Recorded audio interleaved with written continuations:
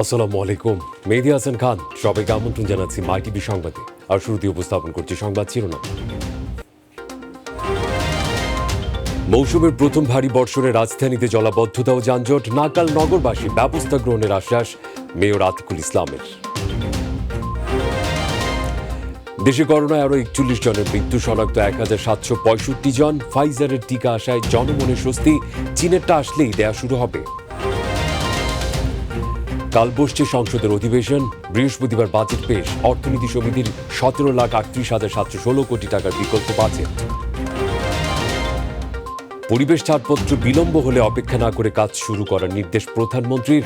একনেকে 5,239 কোটি টাকার 9টি প্রকল্প অনুমোদন।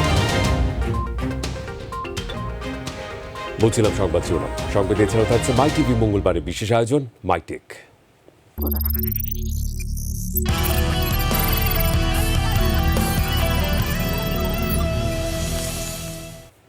এবারে জানাতে চাই পুরো খবর। জল যানজটে নাকাল নগরবাসী। ঢাকা ওয়াসা থেকে সিটি কর্পোরেশনের কাছে খাল হস্তান্তরের পরেও মিলছে না প্রতিকার। 3 ঘন্টার ভারী বর্ষণে রাজধানীর বিভিন্ন সড়কে পানি জমে সৃষ্টি হয় জলাবদ্ধতা, দেখা দেয় যানজট। ভোগান্তিতে পড়ে নগরবাসী, বিঘ্নিত হয় অফিস যাত্রা। আরও তথ্য এস এম আরিফের। এই দৃশ্য বলে দিচ্ছে 3 ঘন্টার ভারী বর্ষণে কতটা জলাবদ্ধতার সৃষ্টি হয়েছে রাজধানীতে। কেবল কি জলজট, সঙ্গে যুক্ত হয়েছে দুর্বিষহ যানজট, আর এই দুয়ে নাকাল নগরবাসী। যদিও জলাবদ্ধতা নিরসনে 2 সিটি কর্পোরেশনের কাছে খাল হস্তান্তর করেছে ঢাকা ওয়াসা। দায়িত্ব পেয়েই বর্ষা মৌসুমে জলাবদ্ধতা নিরসনের আশ্বাস দেন 2 মেয়র। আমরা খাল পরিষ্কার করব, খালের উচ্ছেদ করে এবং খালকে আমরা আগের গতিতে ফিরিয়ে আনবই অবশ্যই। এখানে কেন পানি জমলো, সিটি কর্পোরেশন কি করছে, কালকে থেকে আরম্ভ হয়ে যাবে। আমরা অবশ্যই প্রস্তুত। প্রতিশ্রুতিতে আশায় বুক বাঁধলেও ভোরের বৃষ্টিতে রাজধানীতে দেখা দেয় ভয়াবহ জলাবদ্ধতা। পাল্টায়নি কোনো দৃশ্যপট। 7টা টন জোরে বৃষ্টি শুরু হয়েছে, এখন পর্যন্ত পানি এতটুকু। আমরা দৌড় দিয়ে বাসা থেকে আমাদের দোকানপাটে যে ক্যাশ বাক্স ছিল সব আমরা চেয়ার দিয়ে চেয়ারের উপরে যে জায়গায় রাখছি, নাহলে ওইটি সব ভিজে যাবে। ভোগান্তি তো হয়, গাড়ি বন্ধ হলে তো মনে করেন যে টাইনে নেওয়া লাগে, জগ লাগার লাগে, চাকা পাল্টার লাগে, অনেক কিছু করা লাগে। রাস্তায় পানি জমে জলজটের সঙ্গে সৃষ্টি হয় দীর্ঘ যানজট। ভোগান্তিতে পড়েন অফিসগামী মানুষ। বৃষ্টি চলাকালীনে গাড়ি কম আসে, এখন বৃষ্টিটা থেমে গেলে লোকজনও বেড়ে যায়, গাড়িও বেড়ে যায়। হঠাৎ করে প্রচুর যানজটের সৃষ্টি হয়। কাজে যাচ্ছি, এই যে হাঁটুর উপরে কাপড় উঠে যাচ্ছি, তো জ্যাম হচ্ছে বলতে বিভিন্ন রাস্তায় পানি জমে যাচ্ছে, যার কারণে আমাদের আরো বেশি ভোগান্তি পড়ছে। দায়িত্ব নেওয়ার পরেও জলাবদ্ধতা না কমায় সিটি কর্পোরেশনের কার্যক্রম নিয়ে প্রশ্ন তুলেছেন সাধারণ মানুষ। আমাদের মনে হইতেছে যে কাজ হয় না, যে কাজ হইতো তাহলে 1 ঘন্টা বৃষ্টি হলে পানি জমে যায় আমাদের এখানে। অনেকে অনেক কথাই বলে, এখন ওনাদের কাজ যদি সঠিকভাবে করতে তাহলে তো এই ভোগান্তি থাকবে না। একটু সময় দিতে হবে আমাদের বোঝার জন্য যে আসলে এই সময়টা কি তারা কি করতে পারতেছে। বর্ষা মৌসুমে জলাবদ্ধতার সীমাহীন ভোগান্তি থেকে মুক্তি চায় নগরবাসী। এস এম আরিফ, মাই টিভি, ঢাকা। এদিকে ঢাকার উত্তর সিটি কর্পোরেশন এলাকার জলবদ্ধতা দূরীকরণে সব ধরনের ব্যবস্থা গ্রহণ করা হবে বলে জানিয়েছেন মেয়র আতিকুল ইসলাম। সকালে রাজধানীর মোহাম্মদপুরে মশক নিধন অভিযানে সাংবাদিকদের প্রশ্নের জবাবে তিনি কথা বলেন। অভিযানে এডিস মশার লার্ভা পাওয়ায় জেল জরিমানা করেছে নির্বাহী magistrate Masud Hossain. Report S M Khurshed আলমের। রাজধানীর মোহাম্মদপুর ইকবাল রোডে এডিস মশা, ডেঙ্গু ও চিকুনগুনিয়া বিস্তার রোডে মশক নিধনের চিরুনি অভিযান করেছে ঢাকা উত্তর সিটি কর্পোরেশন।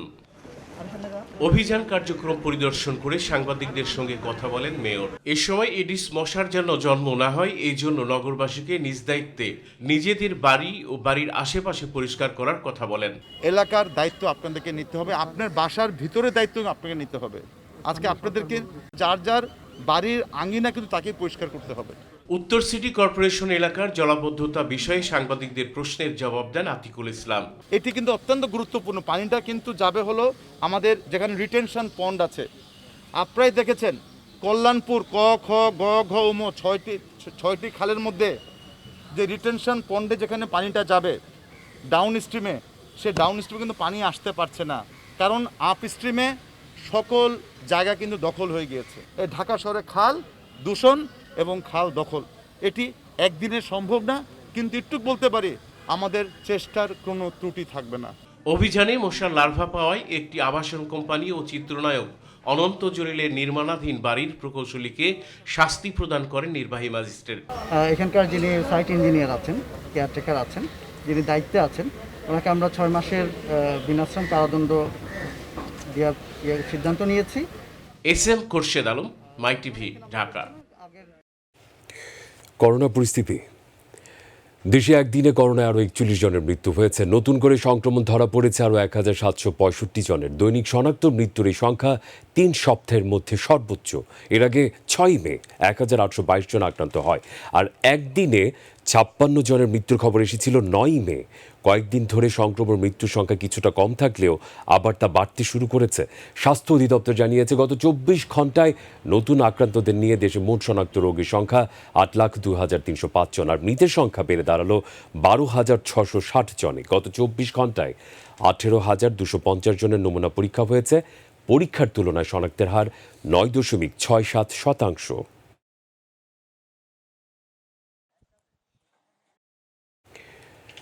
দেশে ফাইজারের 1,620,000 ডোজ করোনা টিকা এসে পৌঁছনোতে আশা জেগেছে নগরবাসীর মনে। তবে তাতেও টিকার সংকট কাটবে না। টিকার অভাবে বন্ধ রাজধানীর বেশিরভাগ টিকা কেন্দ্র। দ্বিতীয় ডোজ টিকা নিতে এসে অনেকেই ফিরছেন হতাশা নিয়ে। চলমান কেন্দ্রগুলো টিকার মজুদ শেষ হওয়ার পথে। চীনের টিকা আসলেই নতুন করে নিবন্ধন ও প্রথম ডোজ টিকা প্রদান আবার শুরু হবে। আরও জানাচ্ছেন টেনি ত্রং। দেশে করোনা টিকার মজুদ যখন ফুরিয়ে যাচ্ছে, তখন ফাইজার বায়োএনটেকের টিকা এসে পৌঁছানোয় কিছুটা স্বস্তি এনেছে নগরবাসীর মনে। সোমবার রাত 11:13 এমিরেটসের একটি ফ্লাইটে দেশে পৌঁছায় 1,620,000 ডোজ টিকা। বাস্তব চিত্র তবুও ভিন্ন, কারণ দেশের মানুষের জন্য এতদিন প্রয়োগ করা হতো ভারত থেকে আনা সেরাম ইনস্টিটিউটের অক্সফোর্ড অ্যাস্ট্রাজেনেকার টিকা, যার মজুদ শেষ হওয়ায় বন্ধ হয়ে গেছে অনেক টিকা কেন্দ্র। হতাশ হয়ে ফিরতে হচ্ছে দ্বিতীয় ডোজ টিকা নিতে আসা নগরবাসীকে। জি, এই যে আমার ডেট দেওয়া আছে এখানে, হ্যাঁ, তাই সেটা দেখা যায় এখন ওনাদের টিকা নাই, বললো যে সাময়িকভাবে আবার আসলে পরে জানাবে। তো আজকে আসি তো এখন দেখলাম বন্ধ। দ্যাট মিনস এটা বোঝা যাচ্ছে যে তাদের টিকা নাই, থাকলে তো ওপেন ছিল, কোনো সমস্যা ছিল না। শেষ পর্যায়ের দিকে চলছে, সেজন্য লোকজনের সংখ্যাও কম। স্বাস্থ্য অধিদপ্তর বলছে সর্বোচ্চ চেষ্টা চলছে টিকা সংগ্রহের। চীনের সিনোফার্মের টিকা পাওয়া গেলেই কাটবে জটিলতা, নতুন করে শুরু হবে নিবন্ধন। অপেক্ষা করুন, ধৈর্য ধারণ করুন। 12 থেকে 16 সপ্তাহ পর্যন্ত এই ভ্যাকসিনটি দেবার সুযোগ থাকবে এবং সরকার সর্বোচ্চ পর্যায়ে চেষ্টা করছে ভ্যাকসিন সংগ্রহ করবার জন্য। আমরা আশাবাদী যে এই ভ্যাকসিন সংগ্রহ হবে এবং আপনারা আপনাদের যে প্রাপ্য দ্বিতীয় ডোজের টিকাটি আছে সেটি আপনারা পেয়ে যাবেন। 15 লাখ মানুষের দ্বিতীয় ডোজ টিকা পেতে বিলম্ব হবে। টিকা পাওয়া সাপেক্ষে জুনের শেষ অথবা জুলাইয়ের প্রথম সপ্তাহ থেকে ফের চালু হতে পারে প্রথম ডোজের টিকা। ড্যানি রং, মাই টিভি, ঢাকা। যশোরে করোনার ভারতীয় ধরন শনাক্তের সংখ্যা বাড়ছে। কয়েকদিনে এমন রোগী পাওয়া গেছে 8 জন। তাদের সকলেই যশোরের স্থানীয় বাসিন্দা এবং করোনাকালে ভারতে যাওয়ার প্রমাণ নেই। বিষয়টি নিয়ে যশোরবাসীর মধ্যে আতঙ্ক বিরাজ করছে। যে কোনো সময় আসতে পারে লকডাউনের ঘোষণা। প্রতিনিধি শরীফুল ইসলামের প্রতিবেদন, জানাচ্ছেন শিউলি রোজা। যশোরে সম্প্রতি কোয়ারেন্টিনে থাকা ভারত ফেরত কয়েকজনের করোনা পজিটিভ হওয়ায় স্থানীয় 36 জনের নমুনা সিকোয়েন্সিং করে ভারতীয় ধরন শনাক্ত করা হয়। বিষয়টি নিয়ে উদ্বিগ্ন সাধারণ মানুষ। ভারত থেকে চোরাই পথে বাংলাদেশে যশোর প্রত্যন্ত অঞ্চলের লোকজন আসতেছে, এসে তারা কোনো স্বাস্থ্যবিধি না মেনে চলাফেরার কারণে আমাদের বাংলাদেশে অত্যন্ত ঝুঁকির ভিতরে আমরা রয়েছি। যেহেতু যশোর সীমান্তবর্তী এলাকা ভারতের, এখানে তারা অবাধে ঘোরাফেরা করছে, প্রশাসনের কোনো নজরদারি নেই। এর জন্য হয়তো আমাদের করোনার ঝুঁকি খুব বেড়ে যাচ্ছে। ভারত থেকে যে লোকগুলো বাংলাদেশে অবাধে চলাফেরা আসছে এবং অবাধে চলাফেরা করতেছে, এই জন্য করোনা বাংলাদেশে বেশি আকারে ছড়াই পড়তেছে। যশোর বিজ্ঞান ও প্রযুক্তি বিশ্ববিদ্যালয়ের গবেষকরা জানান, তারা সকলেই ভারত ফেরত পাসপোর্ট যাত্রী ছিল। এ নিয়ে যশোরের মোট 15 জনের নমুনায় করোনার ভারতীয় ধরন শনাক্ত হয়। যশোর বিজ্ঞান ও প্রযুক্তি বিশ্ববিদ্যালয় জিনোম সেন্টারের সহযোগী পরিচালক জানান, বিশ্ব স্বাস্থ্য সংস্থার মতে সকল ভারতীয় ধরন উদ্বেগের বিষয়। গত 29 তারিখে প্রায় 36টি নমুনা বিভিন্ন এলাকার আমরা সেগুলোকে সিকোয়েন্সিং করেছি এবং তার মধ্যে 8 জনের শরীরে আমরা ভারতীয় একই ধরন, যে ধরনটি ইতিপূর্বে যারা প্রাতিষ্ঠানিক কোয়ারেন্টাইনে আছে তাদের শরীরে পাওয়া গিয়েছিল, সেই ধরনটি এখানে পাওয়া গিয়েছে। আর জেলা প্রশাসক জানালেন, পরিস্থিতি পর্যবেক্ষণ করা হচ্ছে, শনাক্ত বাড়তে থাকলে যে কোনো সময় যশোর জেলা লকডাউনের ঘোষণা আসতে পারে। বাংলাদেশি যাত্রীরা ভারত থেকে আসছে, তাদেরকে আমরা কোয়ারেন্টাইন করছি, প্রাতিষ্ঠানিক কোয়ারেন্টাইন বাধ্যতামূলকভাবে। এখন পর্যন্ত আমাদের এখানে প্রায় 4500 লোক বেনাপোল বন্দর দিয়ে প্রবেশ করেছে, তাদের সকলকে আমরা বাধ্যতামূলকভাবে কোয়ারেন্টাইন করছি। যশোর জেলা সহ আমরা আশেপাশের আরও কয়েকটি জেলায় বিভিন্ন আবাসিক হোটেলে এবং বিভিন্ন প্রতিষ্ঠানে তাদেরকে কোয়ারেন্টাইনে রেখেছি। শিউলি রোজা, মাই টিভি। আগামীকাল বসছে জাতীয় সংসদের বাজেট অধিবেশন। এরই মধ্যে প্রস্তুত করা হয়েছে সংসদ ভবন। 3 জুন বৃহস্পতিবার সংসদে 2021-22 অর্থ বছরের প্রস্তাবিত বাজেট উপস্থাপন করবেন অর্থমন্ত্রী আহম মোস্তফা কামাল। বাজেটের আকার 6 লক্ষ কোটি টাকা হতে পারে জানিয়ে স্বাস্থ্য খাতের পাশাপাশি করোনার ক্ষতি কাটিয়ে ঘুরে দাঁড়ানোর লক্ষ্যে প্রণোদনা প্রদানের বিষয়টি অগ্রাধিকার পাবে বলে জানিয়েছেন হুইপ ইকবালুর রহিম। তিনি জানান, করোনার কারণে সীমিত পরিসরে ও সংক্ষিপ্ত আকারে বসছে এবারের অধিবেশন। রিপোর্ট রাকিব হাসানের। আগামীকাল শুরু হচ্ছে বর্তমান সরকারের ত্রয়োদশ বাজেট অধিবেশন। প্রস্তুত সংসদ ভবন। অর্থমন্ত্রী হিসেবে তৃতীয় বাজেট সংসদে উপস্থাপন করবেন আহম মোস্তফা কামাল। বাজেট উপস্থাপন করার জন্য অনুমতি চাচ্ছি। মহামারী করোনার কারণে স্বাস্থ্যবিধি মেনেই বাজেট অধিবেশন বসবে বলে জানিয়েছেন জাতীয় সংসদের সরকার দলীয় হুইপ ইকবালুর রহিম। তো করোনা পরিস্থিতির কারণে আমরা এবার বাজেট অধিবেশনটা খুব সীমিত পরিসরে করছি। আমরা অন্যান্য বারের মতো বিদেশি কূটনৈতিক এবং দেশের বরেণ্য ব্যক্তিবর্গ বিভিন্ন শ্রেণী পেশার মানুষ এবং সাংবাদিকদের আমন্ত্রণ জানাই, কিন্তু স্বাস্থ্যবিধির কারণেই আমরা এবার করোনা পরিস্থিতিতে কোনো বাইরের অতিথিকে আমন্ত্রণ জানাচ্ছি না এবং সাংবাদিকদেরও আমরা আমন্ত্রণ জানাতে পারছি না। এবারের বাজেটের আকার 6 লক্ষ কোটি টাকা হতে পারে জানিয়ে স্বাস্থ্য খাতকে অগ্রাধিকার দেওয়া হচ্ছে বলেও জানান তিনি। প্রায় 6 লক্ষ কোটি টাকার উপরেই বাজেট হবে আশা করছি এবং করোনা পরিস্থিতির কারণে স্বাস্থ্য খাতকে সর্বাধিক গুরুত্ব দেওয়া হয়েছে। করোনার কারণে অনেক মানুষ অসহায়, কর্মহীন হয়ে পড়েছেন, তাদেরকে প্রণোদনা দেয়া এবং কর্মসংস্থানের সুযোগ সৃষ্টি করা। সীমিত পরিসরে বসবে এবারের বাজেট অধিবেশন। প্রতিদিন উপস্থিত থাকবেন 115 থেকে 120 জন সংসদ সদস্য। প্রত্যেকের জন্য করোনা পরীক্ষা বাধ্যতামূলক বলেও জানান ইকবালুর রহিম। সংসদ ভবনে প্রবেশের আগে অবশ্যই করোনা টেস্ট করেই আমরা ভিতরে প্রবেশের অনুমতি দেব। রাকিব হাসান, মাই টিভি, ঢাকা। 2021-2022 অর্থ বছরের জন্য 17,38,716 কোটি টাকার বিকল্প বাজেট প্রস্তাব দিয়েছে বাংলাদেশ অর্থনীতি সমিতি। বিশালে বাজেটে ঘাটতি ধরা হয়েছে 1,35,000 কোটি টাকা। ভার্চুয়াল সংবাদ সম্মেলনে বিকল্প বাজেট প্রস্তাব তুলে ধরেন সমিতির সভাপতি অধ্যাপক ডক্টর আবুল বারকাত। তিনি বলেন, বাজেট হবে সম্প্রসারণমূলক।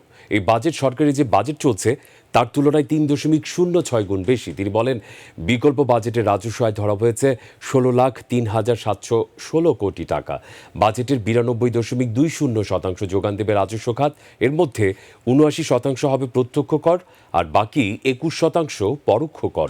ঘাটতি মেটাতে ব্যাংক ঋণ এবং কিংবা বৈদেশিক ঋণ নেওয়া হবে না। ঘাটতি পূরণ হবে বন্ড, সঞ্চয়পত্র, সরকারি বেসরকারি অংশীদারিত্বে বলেও জানান আবুল বারকাত। 1971 মুক্তিযুদ্ধের চেতনা ও সংবিধানের মৌলবিধানের ভিত্তিতে প্রণীত মৌলিক রূপান্তরমুখী এই দলিল বাস্তবায়নের প্রয়োজন রাজনৈতিক প্রজ্ঞা, দূরদর্শিতা ও দৃঢ় অঙ্গীকার। অন্তর্নিহিত মর্মবস্তু সহ এই দলিল আপাতত গৃহীত হবে কি হবে না, বাস্তবায়িত হবে কি হবে না, এসব প্রসঙ্গ ভবিষ্যতে। নির্দিষ্ট সময়ের মধ্যে পরিবেশের ছাড়পত্র না পেলে অপেক্ষা না করে প্রকল্পের কাজ শুরু করার নির্দেশ দিয়েছেন প্রধানমন্ত্রী শেখ হাসিনা। নদী থেকে পানি খালে প্রবেশের প্রবাহ ঠিক রাখারও পরামর্শ দিয়েছেন তিনি। জাতীয় অর্থনৈতিক পরিষদের নির্বাহী কমিটি একনেকের বৈঠকে গণভবন থেকে ভার্চুয়ালি যুক্ত হয়ে এসব নির্দেশনা দেন প্রধানমন্ত্রী। বৈঠকে ৫,২৩৯ কোটি ৬২ লাখ টাকা ব্যয়ের ৯টি প্রকল্প অনুমোদন দেওয়া হয়। আরও জানাচ্ছেন রাকিব হাসান তার আরও একটি রিপোর্টে। সরকারের ৫৮তম এবং বছরের ২৫তম একনেক বৈঠক অনুষ্ঠিত হয় শেরেবাংলা নগর এনএসি সম্মেলন কক্ষে। গণভবন থেকে ভার্চুয়ালি যুক্ত হয়ে বৈঠকের সভাপতিত্ব করেন একনেক চেয়ারপারসন প্রধানমন্ত্রী শেখ হাসিনা। বিজিবির জন্য নারায়ণগঞ্জের ৪টি ব্যাটালিয়ন, ফরিদপুরের ভাঙ্গায় মহাকাশ অবলোকন কেন্দ্র নির্মাণ সহ 10টি প্রকল্প নিয়ে বৈঠকে আলোচনা হলেও অনুমোদন হয় 9টি। বৈঠক শেষে সংবাদ সম্মেলনে বিস্তারিত জানান পরিকল্পনা মন্ত্রী। মোট 9টি প্রকল্প যেহেতু অনুমোদিত হলো, তার টোটাল ব্যয় হলো ৫,২৩৯ কোটি ৬২ লক্ষ টাকা। এই গোটা অর্থের মধ্যে আমাদের জনগণের নিজস্ব অর্থ হলো ৫,৪৩৯ লক্ষ টাকা। বিদেশের থেকে ঋণ নিয়েছি আমরা ২৪৯ কোটি ৯৩ লক্ষ টাকা। বেজার অবকাঠামো উন্নয়ন, পরিবেশের ছাড়পত্রের জন্য দীর্ঘ সময় অপেক্ষা না করা সহ প্রধানমন্ত্রী শেখ হাসিনার বেশ কিছু অনুশাসনের কথাও তুলে ধরেন এম এ মান্নান। যেহেতু অনাপত্তি খুবই জরুরি, পরিবেশ থেকে নেওয়া, আমাদের পরিবেশ রক্ষা করতে হবে, 2 কুল রক্ষা করতে হবে। কাজও শেষ করব আর অনাপত্তি গ্রহণ করব, কিন্তু চুপচাপ বসে থাকবে জব দিবে না, এটা হবে না। যদি এইরকম চুপচাপ বসে থাকে আমরা ধরে নিব তাদের কিছু বলার নাই, তার মানে ইয়েস, মৌন সম্মতি রক্ষণ। স্কুলে শিশুদের খাদ্য পরিবেশন সংক্রান্ত একটি প্রকল্প ফেরত পাঠানোর বিষয়ে যৌক্তিকতা তুলে ধরেন পরিকল্পনা কমিশনের সদস্যরা। প্রতিদিন খিচুড়ি রান্না করা এইটা আসলে উদ্দেশ্য হতে পারে না, কারণ হচ্ছে এতে বলে অত ছেলে মেয়েদের লেখাপড়ারও ক্ষতি হবে। রাকিব হাসান, মাই টিভি, ঢাকা। বিএনপির রাজনীতি এখন দলের চেয়ারপারসন খালেদা জিয়ার স্বাস্থ্য চিকিৎসায় আটকে আছে বলে মন্তব্য করেছেন আওয়ামী লীগের যুগ্ম সাধারণ সম্পাদক তথ্য সম্প্রচার মন্ত্রী ডক্টর হাসান মাহমুদ। দুপুরে জাতীয় প্রেস ক্লাবে আলোচনা সভায় তিনি মন্তব্য করেন, সরকারের সমালোচনা ষড়যন্ত্র না করে দেশের অর্থনৈতিক উন্নয়ন নিয়ে আন্তর্জাতিক গণমাধ্যমে সংবাদ পড়তে বিএনপির প্রতি আহ্বান জানান হাসান মাহমুদ।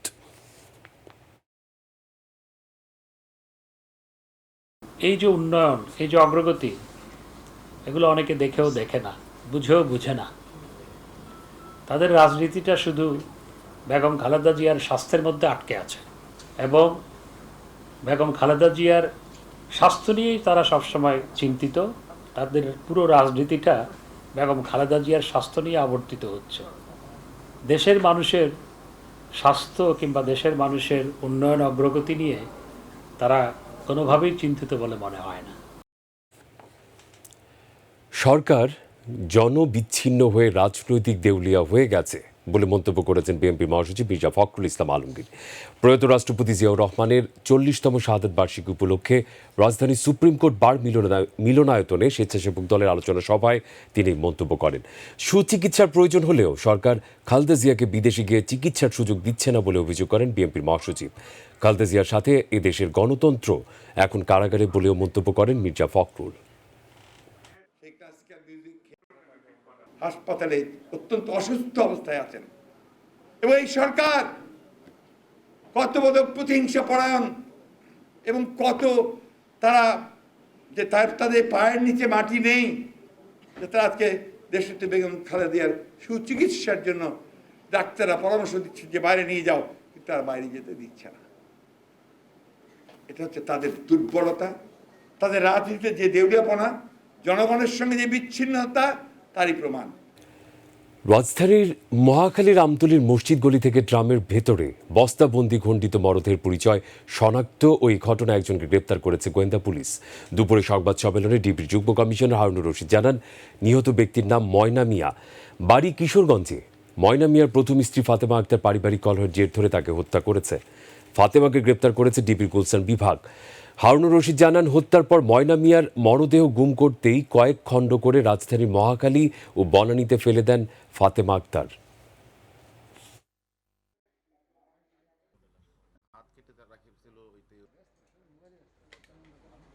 অভিযোগ করার পরে আমরা সেটা তদন্ত করে আমরা দেখলাম যে সবগুলি একত্র করার পরে আমরা বিভিন্নভাবে করে আমরা প্রথম বউকে আমরা সন্দেহ করি এবং তাকে গ্রেপ্তার করি। গ্রেপ্তার করার পর সে কিন্তু সব কিছুই স্বীকার করেছে। স্বীকার করোনা প্রসঙ্গ, করোনা সংক্রমণ উদ্বেগজনকভাবে বৃদ্ধি পাচ্ছে উল্লেখ করে সাতক্ষীরার জেলা প্রশাসক এস এম মুস্তফা কামাল সীমান্তে কড়া নজরদারির উপর গুরুত্ব আরোপ ও জনসচেতনতা বৃদ্ধির আহ্বান জানিয়েছেন। জেলা প্রশাসকের সম্মেলন কক্ষে সর্বশেষ করোনা পরিস্থিতি নিয়ে মিট দ্য প্রেস অনুষ্ঠানে এসব কথা বলেন জেলা প্রশাসক। এ সময় আরও উপস্থিত ছিলেন সাতক্ষীরার civil surgeon doctor Hossain Safayat. এবার মাইটেক, আইওএস নাকি অ্যান্ড্রয়েড, কোন ফোন ভালো? এই বিতর্ক দীর্ঘদিনের। তবে নতুন করে সেই বিতর্ক আবারও চড়ে উঠছে বেশ কিছু আইফোন সিরিজ মার্কেটে আসায়। শুধু ব্যবহারকারী স্বকীয়তা নয়, সামাজিক অবস্থান উঠে আসে এমন মুঠোফোনের জন্য। নতুন কোনো অপারেটিং সিস্টেম নয়, পূর্বের অভিজ্ঞতার আলোকে ফোন কেনার পরামর্শ বিশেষজ্ঞদের। মাই টিভি সাপ্তাহিক বিশেষ আয়োজনের বিস্তারিত জানাচ্ছেন মোবালিক করিম। মুঠোফোন ব্যবহারকারীদের জন্য খুবই গুরুত্বপূর্ণ একটি বিষয় অপারেটিং সিস্টেম, যার শুরুতে নাম আসে অ্যান্ড্রয়েড আর আইওএসের। ক্ষেত্র অল্প হলেও ব্যবহারকারী রয়েছে উইন্ডোজের। এর বাইরে BlackBerry OS, Bada, Palm, open web, Maemo, MeeGo অনেকটাই রয়েছে দৃষ্টির আড়ালেই। তবে চলতি বছর হুট করে বেড়ে গেছে তুলনামূলকভাবে আইফোনে ব্যবহার। বিশেষত সামাজিক অবস্থান বোঝাতেও অনেকেই ঝুঁকছেন এর দিকে। অবস্থান অনুযায়ী অনেকেই নিচ্ছেন নির্দিষ্ট মডেলের গোল্ড বা প্লাটিনাম এডিশনের বিশ্বায়িত হ্যান্ডসেট। আইফোন কেনার ক্ষেত্রে যতটা নয় হার্ডওয়্যার বা যন্ত্রাংশ, ততটাই সফটওয়্যার। কারণ উন্নত নিরাপত্তা থেকে শুরু করে আইওএসে নিয়মিত সফটওয়্যারের হালনাগাদ পাওয়া যায় বলে মানেন অনেকে। অপরদিকে আইওএস ভালো হলেও সবার জন্য সেটি সেরা অপশন নাও হতে পারে। অ্যান্ড্রয়েড অপারেটিং সিস্টেম স্মার্টফোনের সংখ্যা অনেক বেশি, ফলে পছন্দের ডিজাইনে পাওয়াও সহজ। এছাড়া কম দামে অনেক অ্যান্ড্রয়েড স্মার্টফোন পাওয়া যায়। এটা ঠিক যে নিয়মিত সফটওয়্যার হালনাগাদ পাওয়া যায় না, তবে স্মার্টফোন কেনায় সেটা খুব বেশি প্রভাবও ফেলে না। তবে দুটির ক্ষেত্রে মেমোরিতে বড় একটা প্রভাব ফেলেছে, যেটি আইফোনের নির্দিষ্ট, কিন্তু অ্যান্ড্রয়েড ফোনগুলোতে ইচ্ছে মতো বাড়ানো যায়। আর বাড়তি রিস্ট ওয়াচ বা বিভিন্ন গ্যাজেটের ক্ষেত্রে রয়েছে স্বাধীনতা, যা আইফোনে কম।